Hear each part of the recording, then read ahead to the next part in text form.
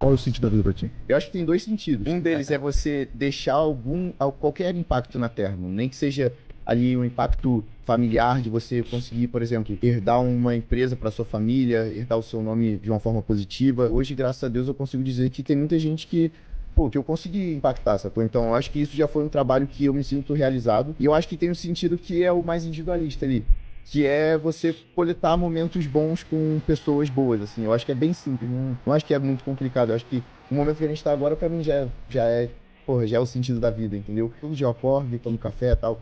Eu, assim, e quando eu vou dormir também. Aí eu olho assim e falo, cara, que vida abençoada de eu poder trabalhar com a coisa que eu gosto, cara.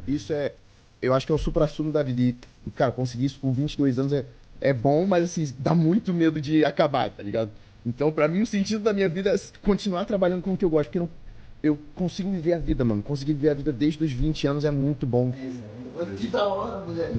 Esse foi um vídeo que me tocou, na realidade, por conta de que o que ele traz aqui pra gente é justamente a busca do propósito. Então, não tem como eu ignorar isso na análise desse caso dele, né? A gente percebe nitidamente ali que, cara, ele ama o que ele faz. Ele ama o bodybuilder. Ele ama a posição que ele alcançou. Ele encontrou o propósito dele e assim, a gente passa a vida inteira procurando o nosso propósito. Então, eu não posso ignorar isso na análise. Então, já de bate pronto, já entenda que eu não vou demonizar aqui o uso de anabolizante. E a gente tem que entender. Porque se faz sentido pra ele competir no bodybuilder, fazer o uso de anabolizante, eu tenho que colocar isso na balança. Eu tenho que ponderar isso como médico. Mesmo eu não sendo um médico do esporte que vou acompanhar ele, mesmo eu não sendo um médico nutrólogo ou um endócrino. Então esse é o primeiro ponto. E nesse vídeo que eu vi muito o Ayrton Senna. Quando a gente compara ele, o Gabriel Ganley, com o Ayrton Senna, a gente percebe que em esportes de alta performance, a gente lida muito com o limiar do perigo. Aquela linha tênue entre você atingir a máxima performance e você já está se colocando em perigo, mas você ultrapassa essa linha e você acabar morrendo, por exemplo. O Ayrton Senna dirigia carros ali que chegavam a 300, 350 km por hora numa curva. Então perceba que se o pneu tiver um pouco mais comido de um lado, ele cometeu um erro, cara, e ele bater, pode ser fatal. E foi fatal pra ele. Hoje em dia os carros de Fórmula 1 são muito mais seguros, muito mais seguros. Mas existe um marco na Fórmula 1